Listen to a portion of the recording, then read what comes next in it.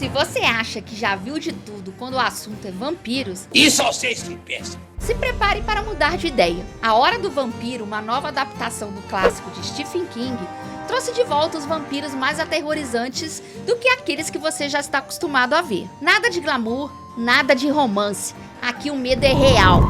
Fica comigo porque esse filme do Max resgatou a cruz, a estaca e a água benta de forma bem sombria.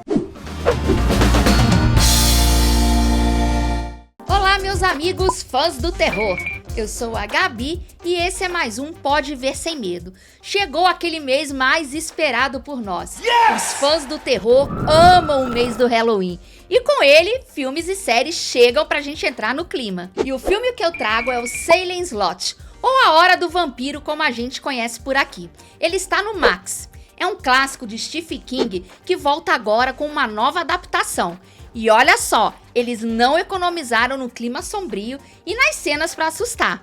Mas será que vale a pena assistir? Sendo bem sincera, eu nunca fui muito fã de filmes de vampiros. Sempre achei essa temática um pouco caricata demais. Não me passa uma credibilidade. Eu sou Beto Carneiro, o vampiro brasileiro.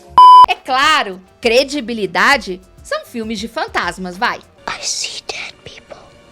Mas eu resolvi dar uma chance por causa daquela ambientação. Ela me lembrou muito a Missa da Meia-Noite. E a trilha sonora do início me pegou logo de cara. E confesso que o filme entregou mais do que eu esperava. Aquela atmosfera sombria, a cidadezinha com aquele ar misterioso, tudo isso funcionou muito bem. Apesar de que tem muitos clichês, viu? Tipo a mocinha da cidade se apaixonar pelo forasteiro que chega. Mas vamos de história. O filme acompanha Ben Mears, interpretado por Lewis Pullman, o filho do aclamado Bill Pullman, e que já esteve naquela série Uma Questão de Química, que aliás já tem um vídeo aqui no canal e eu vou deixar o link no card. Aqui ele é um escritor que passou parte da infância em Jerusalém Slot, uma cidadezinha pacata no Maine. Ele volta para lá 25 anos depois, buscando inspiração para um novo livro. Mas o que ele encontra é algo bem mais sinistro do que o que ele foi procurar. Uma força maligna está solta na cidade e aos poucos os moradores começam a desaparecer, ou pior, se transformar em vampiros. E eu curti bastante o fato de não haver uma distinção aqui. Logo de cara um garotinho vira um vampirinho bem sem vergonha e ardiloso. E é aí que Ben se junta a um grupo de aliados para tentar salvar a cidade antes que seja tarde demais. Mais um clichê? Ah, imagina! E claro que a estrela desse terror aqui é o vampiro Kurt Barlow, que é inspirado em Nosferatu, um monstro bem grotesco e nada glamuroso como os vampiros que a gente vê por aí. Uma exceção tá naquelas lantejoulas da capa dele, mas deixa pra lá, porque ele é realmente assustador. E isso traz aquele terror raiz que faz a gente lembrar do porquê histórias de vampiros sempre foram tão aterrorizantes no passado. Mas preciso dizer também que aqueles crucifixos se iluminando quando se aproximam dos vampiros, melhor não comentar. E claro que tínhamos que ter um padre de pouca fé nessa história aqui. Aquele que bebe escondido e se chama Callahan, claro. E que no final não serviu pra nada, viu? Mas um dos personagens que me fez assistir esse filme até o fim foi o Mark Petrie, um garoto de 11 anos que é fã de filmes de terror e rapidamente entende tudo o que tá acontecendo com essa história de vampiro na cidade. Ele é aquele personagem esperto, que age rápido e não tem medo de enfrentar o mal. Sabe aquele tipo do personagem que você sempre quis ver no filme de terror? Aquele que você sonha que seja o esperto da história? Pois é, esse é o Mark. Ele é aquele que não bate uma vez só e sai correndo, aquele que perde tempo tentando entender enquanto é morto no processo.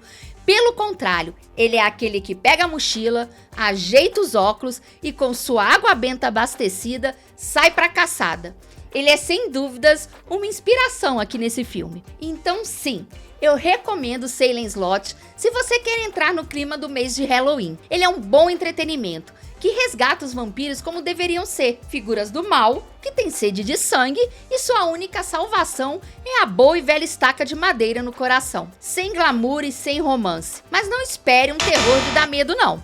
Não tem a ver com isso. É uma questão de entretenimento. e eu curti, e você também vai. E agora, como de costume, umas curiosidades que valem a pena. Você sabia que essa é a segunda adaptação de Salem Slot? A primeira foi a minissérie de 79, dirigida pelo lendário Tobe Hooper, o cara lá do Massacre da Serra Elétrica.